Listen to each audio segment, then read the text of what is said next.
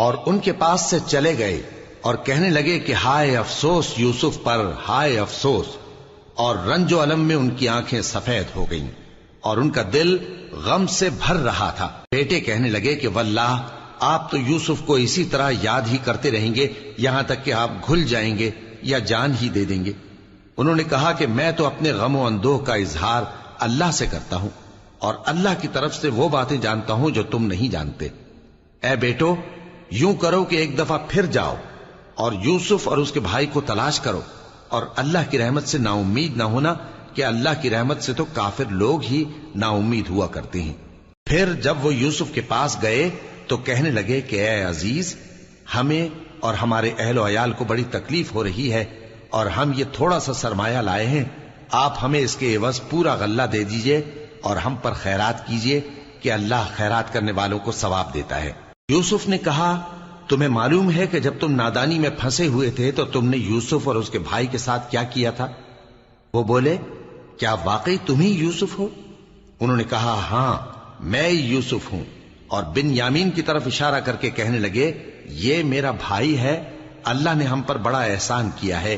جو شخص اللہ سے ڈرتا اور صبر کرتا ہے تو اللہ نیکوکاروں کا اجر ضائع نہیں کرتا۔ وہ بولے اللہ کی قسم، اللہ نے تم کو ہم پر فضیلت بخشی ہے اور بے شک ہم خطاکار تھے۔ یوسف نے کہا کہ آج کے دن تم پر کوئی ملامت نہیں، اللہ تم کو معاف کرے اور وہ سب سے بڑھ کر رحم کرنے والا ہے۔ یہ میرا کرتا لے جاؤ، پھر اسے والد صاحب کے منہ پر ڈال دینا تو وہ بینا ہو جائیں گے، اور اپنے تمام اہل و عیال کو میرے پاس لے آؤ۔ اور جب قافلہ مصر سے روانہ ہوا تو ان کے والد کہنے لگے کہ اگر مجھ کو یہ نہ کہو کہ بوڑھا بہک گیا ہے تو مجھے تو یوسف کی بو آ رہی ہے۔ وہ بولے کہ واللہ آپ اسی قدیم غلطی میں مبتلا ہیں۔ مگر جب خوشخبری دینے والا آپ پہنچا تو اس نے کرتا ان کے منہ پر ڈال دیا، سو وہ بینا ہو گئے اور بیٹوں سے کہنے لگے کیا میں نے تم سے نہیں کہا تھا کہ میں اللہ کی طرف سے وہ باتیں جانتا ہوں جو تم نہیں جانتے؟ بیٹوں نے کہا کہ ابا ہمارے لیے ہمارے گناہ کی مغفرت مانگیے، بے شک ہم خطاکار تھے۔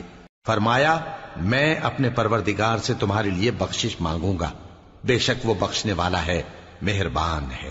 پھر جب یہ سب لوگ یوسف کے پاس پہنچے تو انہوں نے اپنے والدین کو اپنے پاس جگہ دی اور کہا مصر میں داخل ہو جائیے، اللہ نے چاہا تو امن و امان سے رہیے گا۔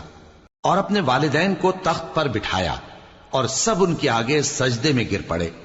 اور اس وقت یوسف نے کہا ابا جان، یہ میرے اس خواب کی تعبیر ہے جو میں نے پہلے بچپن میں دیکھا تھا، میرے پروردگار نے اسے سچ کر دیا اور اس نے مجھ پر بہت سے احسان کیے ہیں کہ مجھ کو قید خانے سے نکالا، اور اس کے بعد کہ شیطان نے مجھ میں اور میرے بھائیوں میں فساد ڈال دیا تھا آپ کو گاؤں سے یہاں لایا۔ بے شک میرا پروردگار جو چاہتا ہے تدبیر سے کرتا ہے، وہ علم والا ہے، حکمت والا ہے۔